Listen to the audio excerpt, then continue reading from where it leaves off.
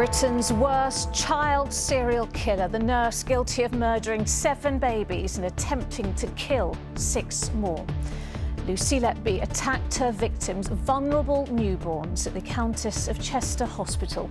She used insulin as poison and injected babies with air, milk and fluid. She even comforted the parents of her victims after she'd killed them. She perverted her learning and weaponised her craft to inflict harm, grief and death. From childhood dreams of becoming a nurse to facing the prospect of life behind bars, what drove Lucy Letby to carry out her heinous crimes? And were there chances to catch her sooner? ITV News hears from the doctor who says he repeatedly warned hospital bosses about Letby but was ignored and even forced to apologise to her. It's a horrible thing to say, but I do genuinely believe that there are 4 or 5 babies who could be going to school now who aren't. Well, tonight the government has launched an independent inquiry as police say they are reviewing 4,000 possible other cases at hospitals where Letby worked.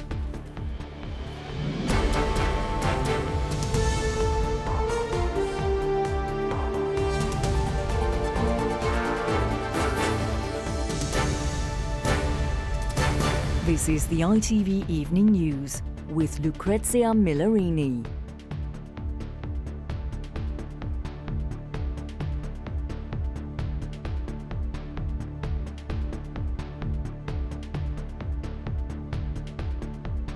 Murdering 7 babies and trying to kill 6 others. Her victims were helpless, vulnerable infants she was supposed to care for. Instead, Letby attacked them. Today, prosecutors described how she weaponised her medical training in order to inflict harm. And her victims' parents spoke of a complete betrayal of trust.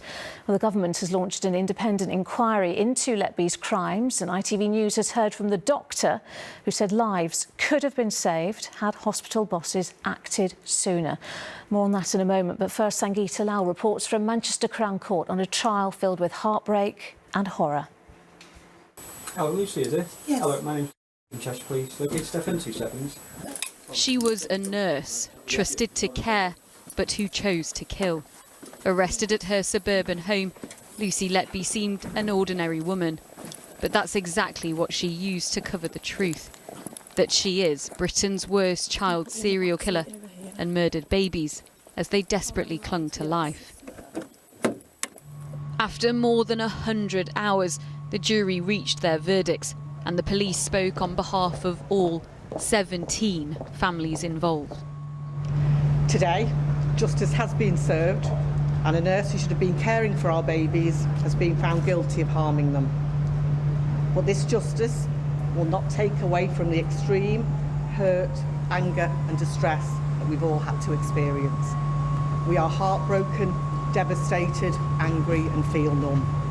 We may never truly know why this happened. She sought to deceive her colleagues and pass off the harm she caused as nothing more than a worsening of each baby's existing vulnerability.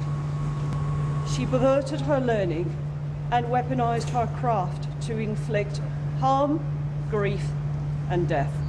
Parents were exposed to her morbid curiosity and her fake compassion. Too many of them returned home to empty baby rooms. And this was the ward where the sickest babies were treated and where Letby always wanted to work. She would message colleagues, frustrated, if she was assigned to other rooms in the unit. And it's where she began her murderous campaign in June 2015. Over a year, she attacked 13 babies. She murdered 7 newborns by injecting air into their bloodstreams or stomachs, causing organ failure. The youngest was a day old. In other cases, Letby tried to kill babies by dislodging their breathing tubes. And in 2 attempts, she used insulin to poison 2 baby boys. One was named in court as Baby L, whose twin brother, known as Baby M, was also attacked. Letby caused his heart to stop by pumping air through his veins, something his parents, who can't be identified, say they'll never forget. When I went down, I saw doctors around the trolley and they're just pumping his heart like a rag doll, really. He was just like a doll and they were just going like that, to the chest. They were prescribing medication and they were ready to give up after 30 minutes, and then all of a sudden, baby M just came back to life out of nowhere. And by the grace of God, he's okay today. What has Lucy Letby taken from your family? She took everything. Our joy, happiness. I'm not the same person I was before.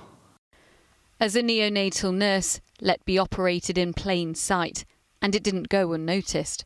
4 consultants at the unit raised their concerns to hospital bosses when they realised every time a baby inexplicably collapsed or died, there was an explanation, that Letby was always on shift. But it wasn't until a year after her first attacks in July 2016 that hospital bosses removed her from her role and involved the police. She was arrested 2 years later.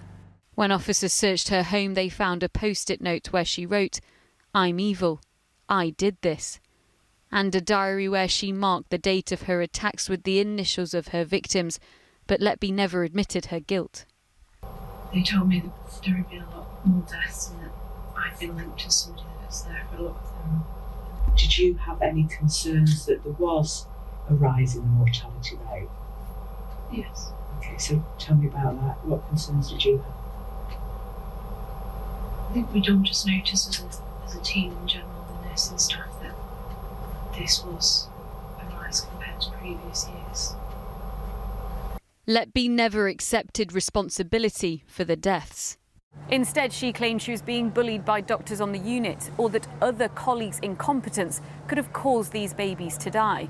But the jury didn't believe her, and as each of the 14 guilty verdicts were read out, one mother sobbed from the public gallery, and other parents collapsed into each other's arms.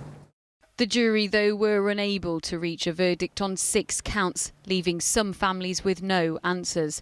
And today there are serious questions about how Letby was allowed to work at the Countess of Chester's neonatal unit for so long. We are extremely sorry that these crimes were committed at our hospital. Our staff are devastated by what has happened, and we are committed to ensuring that lessons continue to be learned. This was the one place parents should have felt their children were safe. But Lucy Letby preyed on the powerless and left babies screaming in their cots. She betrayed those who depended on her, and families may never understand why.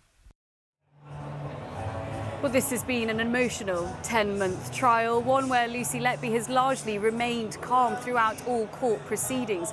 But when the first guilty verdicts were read out, which has happened across several days, she broke down in tears and looked over at her mother, who was also sobbing in the courtroom. And when Letby left the dock, her mother said, "You can't be serious.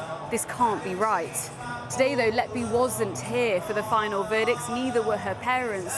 We're told she refused to come out of her cell, and we're also told she won't be here for her sentencing on Monday. The end of a complicated trial, one that's largely involved circumstantial evidence, which has meant there's been very little forensic evidence directly linking Lucy Letby to these deaths. And it's also meant the jury have had to learn detailed, complex medical terms so they could understand how vulnerable these babies were and what could have caused their deaths, but ultimately to convict her.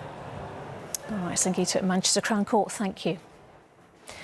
The police are now investigating Letby's full career in the NHS. They are reviewing the cases of around 4,000 babies admitted to the 2 hospitals she worked at. One of those was Liverpool Women's Hospital, where we can speak to our North of England reporter, Kelly Foran. Kelly, when was she working at the hospital?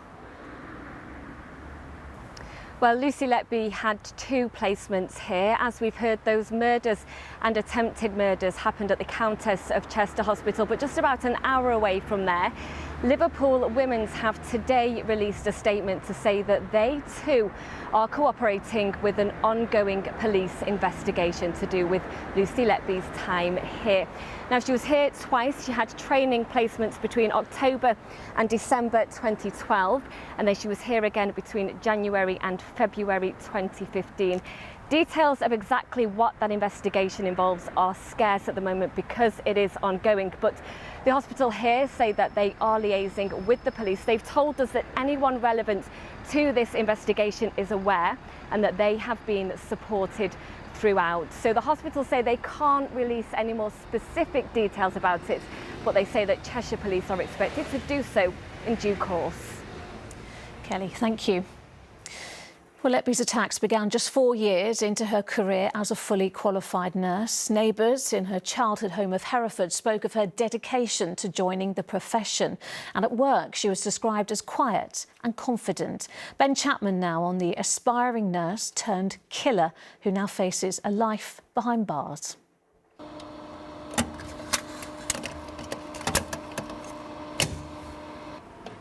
On a reel of microfilm in the archives in Hereford is a small but now significant notice. Back in 2011, placed by the proud parents of a smiling, newly qualified nurse. It was entirely ordinary, like, it seems, Lucy Letby herself.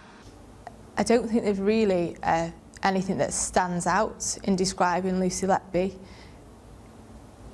I would say she is beige as a person in that she was a normal 20-something-year-old during these offences.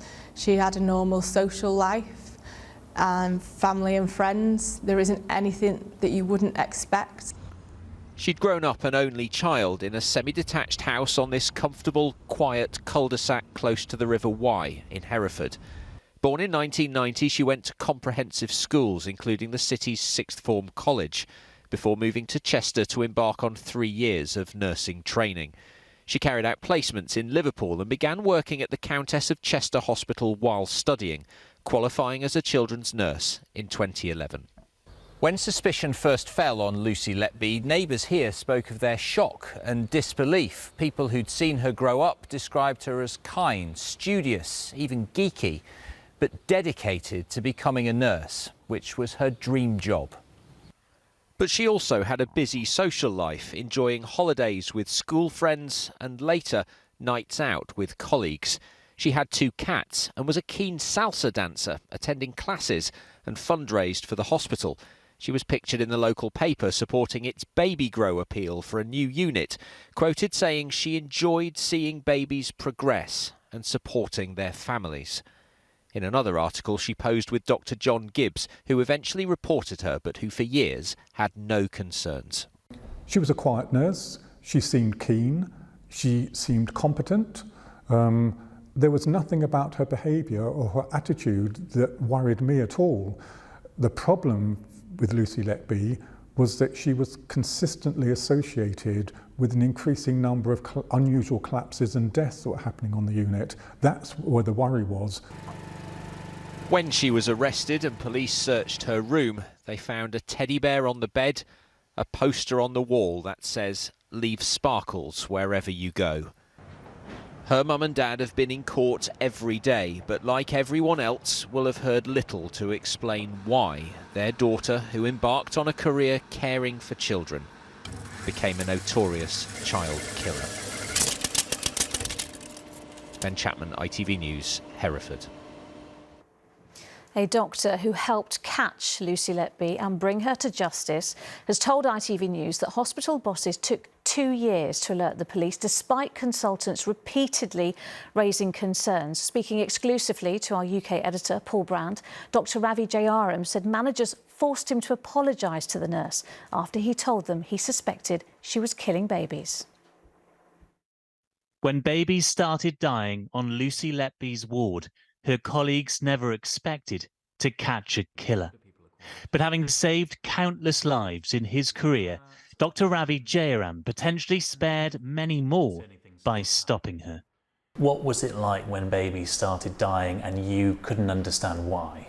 I've been a paediatrician since 1992 and I had never in my career seen anything like this. And actually initially, there was a feeling of thank goodness Lucy was on, because she's really good in a crisis, she's really good at managing these things. But as time progressed, the thoughts started springing into our heads. Could she be doing something deliberately?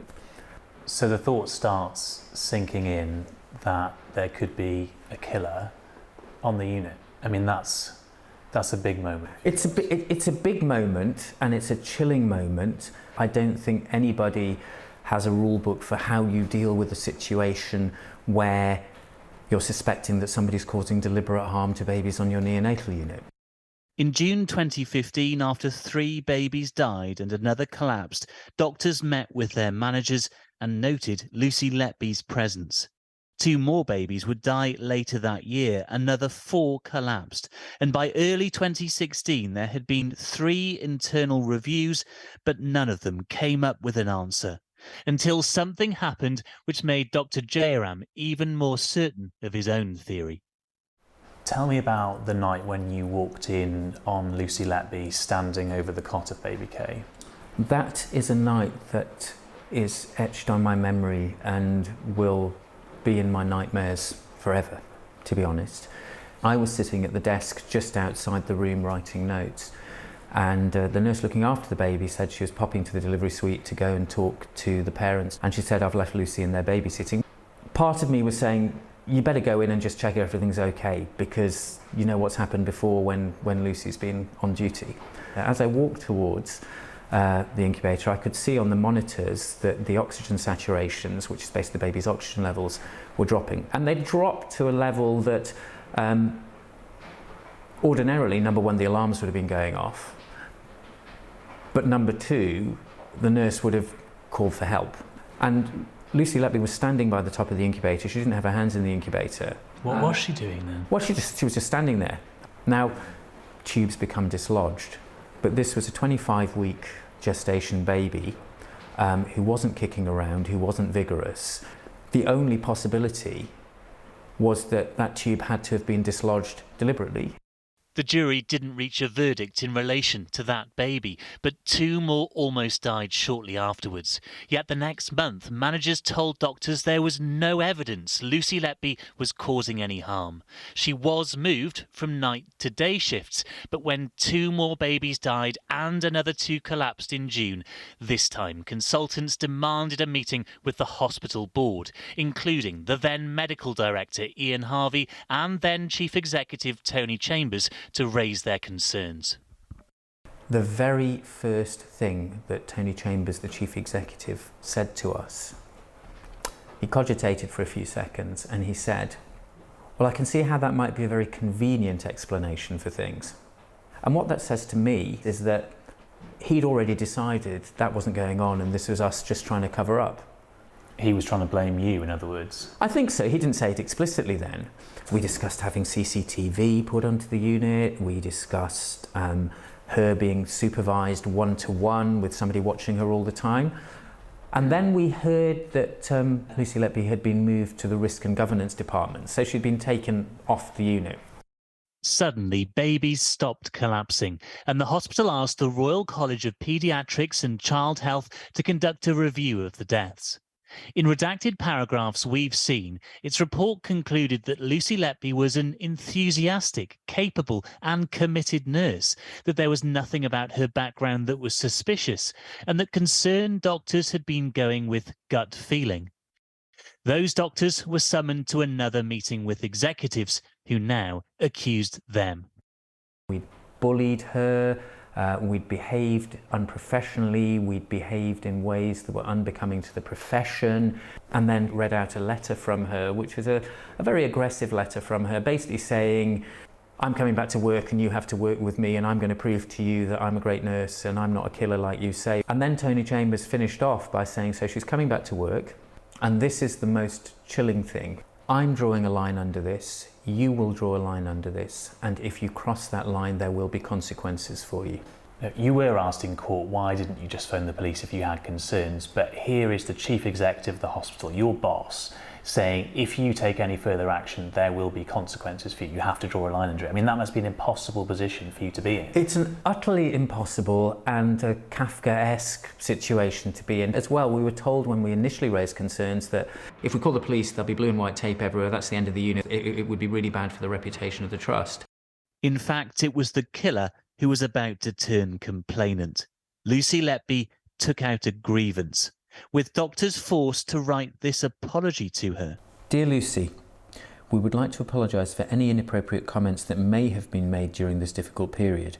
We are very sorry for the stress and upset that you have experienced in the last year. Please be reassured that patient safety has been our absolute priority during this difficult time. Meanwhile, doctors continued to raise concerns, but Ian Harvey replied that there was no smoking gun and Lucy Letby would be returning to the ward, just as soon as Dr. Jayaram had said sorry to her face. It must have been an absolutely surreal experience to be sat across the table in that mediation session from somebody who at this point you're quite sure could well be a killer. Yes, it was bizarre, and of course to listen to her saying, I'm coming back next week, will you work with me? And of course I was having to say, well, if the trust have deemed that you're coming back to work, I will work with you. Yes, but will you be happy to work with me? I will work with you if you're on shift. Because no, I wasn't happy. She was just 6 days away from returning to the ward before management finally allowed doctors to meet with the police after yet another review failed to explain all of the deaths. The very fact that the police, after listening to us for less than 10 minutes, realised that this is something that they had to be involved with, to me speaks volumes. And I could have punched the air. Do you think the lives of some of those babies could have been saved if management had taken action sooner? It's a horrible thing to say, but I do genuinely believe that there are 4 or 5 babies who could be going to school now who aren't. Paul, these are extraordinary accusations. What's been the response from the managers at the time? Yeah, it's horrifying enough, Lucrezia, that Lucy Letby has become Britain's worst ever serial child killer tonight. But what's even more chilling for the parents of the babies that she killed, those that she tried to kill, and many more potentially that she may yet be found to have harmed, is that she could have been stopped sooner. Dr. Jayaram was just one of 7 consultants who were raising these concerns. We've had a response from 2 of the executives I named in my report tonight. They deny the accusations. Ian Harvey, for example, who was the medical director at the time, says, I was determined to keep the baby unit safe and support our staff. I wanted the reviews and investigations carried out. Tony Chambers, who was the chief executive, says the trial and the lengthy police investigation have shown the complex nature of the issues raised. I'll cooperate fully and openly with any post-trial inquiry. An inquiry is what everybody wants, the doctors, the former executives and the government, so we're going to get it. And I suspect one of the key questions in that inquiry will be, why were doctors, experts in child health, not listened to when their expertise pointed towards the actions of a mass murderer on their very own ward? All right, Paul, all those questions will need answering. Thank you. All right, we're going to take a short break now. We'll be back in just a few minutes' time.